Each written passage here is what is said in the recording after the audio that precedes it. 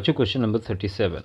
A school auditorium was to be constructed to accommodate at least 1500 people. The chairs are to be placed in concentric circular arrangement in such a way that each succeeding circular row has 10 seats more than previous one. मतलब 10 seat लगातार बढ़ती जा रही हैं. तो आप समझ सकते हैं यहाँ पर जो क्वेश्चन है वो किससे रिलेटेड है, अर्थमेटिक प्रोग्रेशन से, एपी से रिलेटेड है. बच्चों यहाँ पे देख सकते हैं आप, इस तरह से सीट लगी हैं कॉन्सेंट्रिक और पीछे बढ़ने पर नंबर ऑफ सीट्स बढ़ती जा रही हैं. देखिए फर्स्ट पार्ट में आपसे कह रहा है if first circular row has 30 seats, जो पहली रो है सर्कुलर उसमें 30 सीट्स हैं. How many seats will be there in 10th row, 10th row में कितनी सीट्स होंगी. तो चलिए कैलकुलेट करते हैं 37 का फर्स्ट पार्ट. बच्चों यहाँ पर आपसे कहा गया है सबसे पहली रो में 30 सीट्स हैं. इसका मतलब जो फर्स्ट टर्म है वो आपका 30 गिवन है. बच्चों इसके बाद आपसे बोला गया है number of seats find out करो 10th रो में, यानी n की वैल्यू यहाँ पर 10 हो गई है और आपको फाइंड क्या करना है, t10 की वैल्यू कैलकुलेट करनी है. बच्चों कॉमन डिफरेंस क्या होगा, 10 सीट लगातार बढ़ रही हैं, इसका मतलब जो कॉमन डिफरेंस है वो बच्चों 10 है. तो यहाँ पर सबसे पहले फॉर्मूला यूज करेंगे Tn is equal a plus n minus 1 into D. ठीक है, यहाँ पर T10 लिखेंगे आप, a फर्स्ट टर्म में 30 दिया हुआ है प्लस n माइनस 1 यानी 10 माइनस 1 और d 10 है. बच्चों ये हो जाएगा 30 और 10 माइनस 1 9 यानी 90. तो कितनी सीट्स आ गई, नंबर ऑफ सीट्स हो गई 120. तो बच्चों पहला आंसर आपका आ चुका है. 10th रो में नंबर ऑफ सीट्स कितनी होंगी बच्चों, तो आप कहेंगे 120. चलिए बढ़ते हैं सेकंड पार्ट की तरफ. बच्चों सेकंड पार्ट में पूछ रहे हैं for 1500 seats in the auditorium how many rows need to be there. 1500 seat लगाने के लिए कितनी रो बनेंगी. बच्चों सेकंड पार्ट की अगर बात करें तो सेकंड पार्ट में आपको एसएन सम दिया है टोटल 1500. तो एसएन इज इक्वल आप लिखेंगे 1500. ए आपके पास 30 है और एन कैलकुलेट करनी कितनी नंबर ऑफ रोज बनेंगी और डी आपके पास फिर से 10 है. बच्चों यहाँ पर फॉर्मूला यूज करोगे एस एन इज इक्वल, क्योंकि टोटल सम दिया हुआ है n by 2 in bracket 2a plus n minus 1 into D. बच्चों एस एन की जगह आप लिखेंगे 1500 is equal n by 2 bracket में 2 into 30 plus n minus 1 into D यानी 10. बच्चों यहाँ पर क्रॉस मल्टीप्लाई किया तो ये 3000 हो गया, n 60 10n माइनस 10. बच्चों ये हो जाएगा 3000 is equal n 50 plus 10n. यहाँ पर 3000 इज इक्वल हो जाएगा 50n प्लस 10n स्क्वायर. सारी वैल्यू हम लोग एक तरफ कर लेंगे इस साइड में, तो ये हो जाएगा 10n square 50n minus 3000 is equal 0. बच्चों देखो 10 सब में दिख रहा है तो 10 से डिवाइड कर दें होल इक्वेशन को, ये बचेगा n square 5n minus 300 is equal 0. अब आपको 300 के इस तरह से फैक्टर करने हैं कि माइनस करने पर 5 आए. तो बच्चों ये होगा 20 और 15. तो आप लिखेंगे n square plus 20n minus 15n minus 300 is equal 0.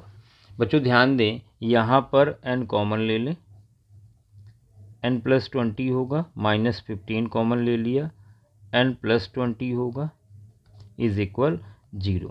ये n प्लस 20 होगा और n-15 इज इक्वल 0 होगा। बच्चों ध्यान दें, first condition if n+20 is equal 0, तो यहाँ से आपको n इज इक्वल -20 मिलेगा, जिसको आप नेगलेक्ट कर देंगे। बच्चों second case if n-15 is equal 0, तो n इज इक्वल 15 आएगा, यही फाइनल आंसर होगा। इसका मतलब क्या हुआ? इसका मतलब ये हुआ जो नंबर ऑफ रोज़ हैं वो कितनी होंगी, तो वो होंगी टोटल 15। बच्चों यही फाइनल आंसर है। और बढ़ते हैं इसके और पार्ट की तरफ। बच्चों ये क्लियर हो गया होगा आपको। इसी का और वाला part, if 1500 seats are to be arranged in the auditorium, how many seats are still left to put after 10th row? 10th रो के बाद अगर हम 1500 सीट रखेंगे तो कितनी सीट्स बच जाएंगी? तो चलिए स्टार्ट करते हैं सेकंड का और वाला पार्ट। बच्चों यहाँ पर आपसे कह रहा है 10th रो के बाद 10th तक कितनी सीट्स आ गई, पहले ये कैलकुलेट कर लें। यानी यहाँ पे n आपको 10 दिया हुआ है और S10 आपको कैलकुलेट करना है और A आपके पास 30 है, कॉमन डिफरेंस D भी आपको 10 पता है। बच्चों यहाँ पर फॉर्मूला लगाएंगे, Sn is equal n/2 bracket में 2a plus n-1 into D। बच्चों S10 इज इक्वल हो जाएगा n/2 ब्रैकेट में 2 into a plus n-1 into D 10। यह आ जाएगा 5, 60 और 90। बच्चों ये हो जाएगा 150 इंटू 5, यह आ जाएगा 750 सीट्स। अब आपको निकालनी हुई बची हुई seats. Therefore number of seats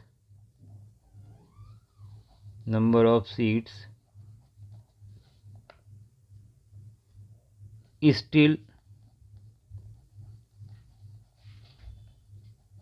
required to be put is equal, देखिए टोटल 1500 सीट थी, 750 हमने रख दी, बच्चों कितनी बची? 750, और यही फाइनल आंसर है।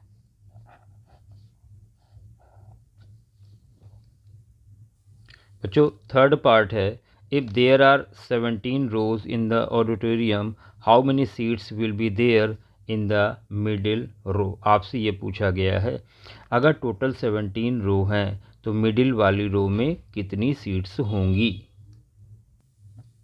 बच्चों ध्यान दें, नंबर ऑफ रोज 17 है, तो मिडिल रो क्या हो जाएगी? मिडिल रो इज इक्वल, आप क्या करेंगे तो मिडिल रो का निकालने का फॉर्मूला होता है n+1/2th, ये हो जाएगी 17 + 1/2, इसका मतलब ये हो जाएगी 9th रो। ठीक है, और 9th रो के लिए हम लोग क्या यूज करेंगे? a plus n-1 into D. बच्चों a अपने पास 30 है, 8 इंटू डी 80 है। बच्चों कितना आ जाएगा? 110 सीट्स, और यही फाइनल आंसर है। बच्चों क्लियर हो गया होगा। Question number 37। बच्चों नेक्स्ट क्वेश्चन देखिए दिया गया है, we all have seen the airplanes flying in the sky but might have not thought of how they actually reach the correct destination. Air Traffic Control ATC is a service provided by ground-based air traffic controllers who direct aircraft on the ground and through a given section of controlled airspace and can provide advisory services to aircraft in non-controlled airspace. Actually, all this air traffic is managed and regulated by using various concepts based on coordinate geometry and trigonometry. तो यहाँ पर बताया गया geometry और trigonometry का किस तरह से यूज होता है। आगे देखिए, at given instance ETC find that angle of elevation of an airplane from a point on the ground is 60 degree. देखिए, एक पॉइंट से एंगल देखा जाता है 60 degree. After flight of 30 second के बाद पाया जाता है कि जो एंगल है वो 60 से 30 हो गया है। The height of plane remains constantly 3000√3 metre. Use this information. Now first draw a neat levelled figure to show the above situation diagrammatically. तो चलिए स्टार्ट करते हैं फर्स्ट पार्ट। आपसे कह रहा है कि इसका डायग्राम बना के दिखाएं। बच्चों ध्यान दें, इसका डायग्राम हम लोग बनाते हैं। देखिए, यहाँ पर क्वेश्चन नंबर 38। बच्चों, यहाँ पर पॉइंट P पर जहाज है और यहाँ से इसको देखा जाता है तो ये एंगल फॉर्म होता है 60 डिग्री। फिर आपसे बोला गया 30 सेकेंड बाद ये जाता है आगे और यहाँ से इसका एंगल कितना हो जाता है बच्चों, ये हो जाता है 30 डिग्री। मान लो ये पॉइंट Q है, यहाँ भी परपेंडिकुलर ड्रॉ कर देंगे और ये देख सकते हैं आप, फिगर कंप्लीट हो गया है। A B C, height 3000√3 metre यहाँ पर दी गई है। बच्चों, ये पहला पार्ट था जहाँ पर आपको केवल डायग्राम बना के बताना था। अब बढ़ते हम लोग सेकंड पार्ट की तरफ। देखिए, सेकंड पार्ट में कह रहा है what is the distance travelled by plane in 30 second. 30 second में प्लेन कितना चला है। तो चलिए करते हैं सेकंड पार्ट। बच्चों, यहाँ लिखेंगे हम लोग in triangle PAP, in triangle PAB। तो आप लिखेंगे 10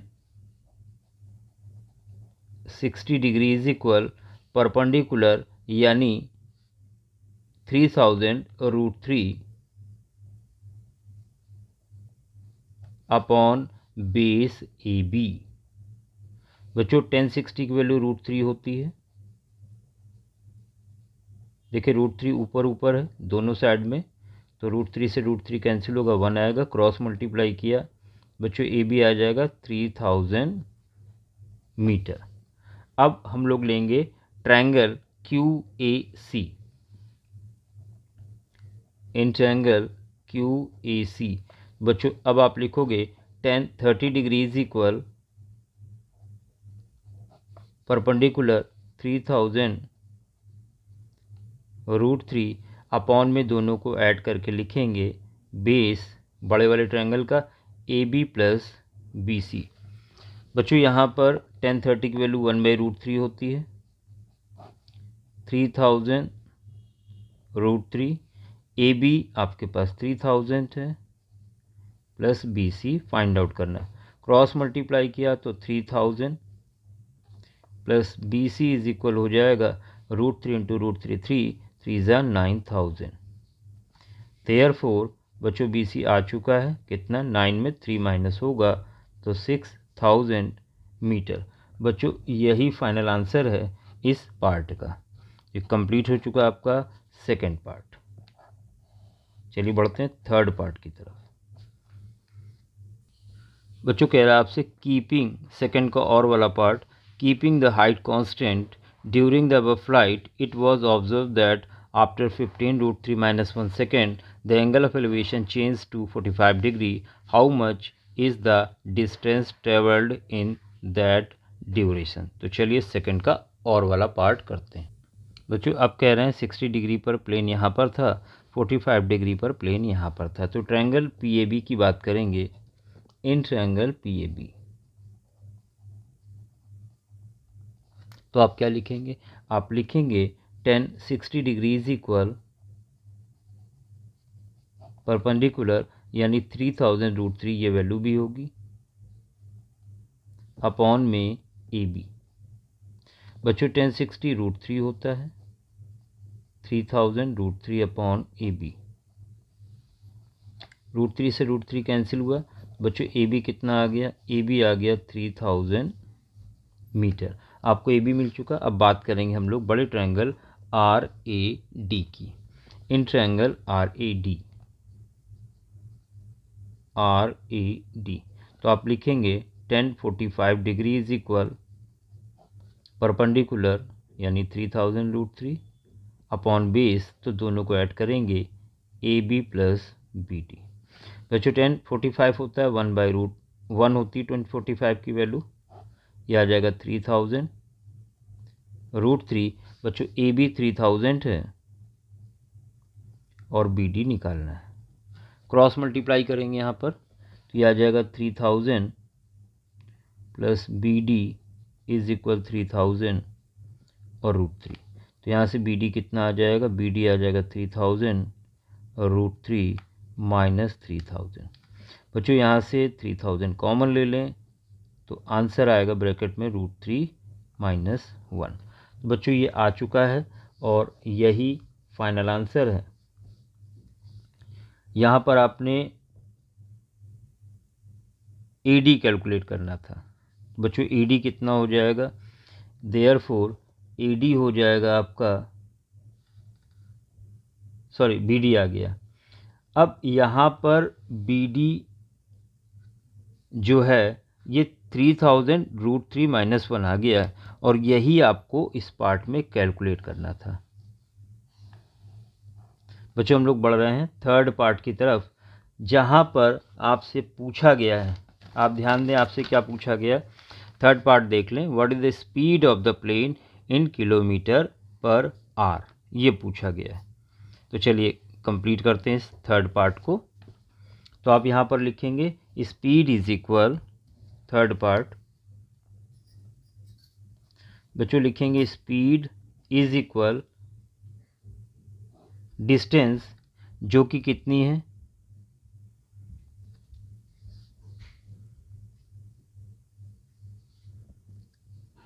B से D। जो डिस्टेंस हम लोगों ने कैलकुलेट की थी वो 6000 यहाँ पर कैलकुलेट की थी, तो ऊपर लिखेंगे 6000 और बच्चों अपॉन में क्या लिखेंगे, तो अपॉन में आप लिखेंगे, आपसे बोला था 30 सेकेंड में, तो अपॉन में 30 लिखेंगे। बच्चों ये आ जाएगा 3 2 जा 200 और मीटर पर सेकेंड। बच्चों अगर इसको कन्वर्ट करना है आपको km/h में, तो आप क्या करेंगे, 200 इंटू यहाँ पर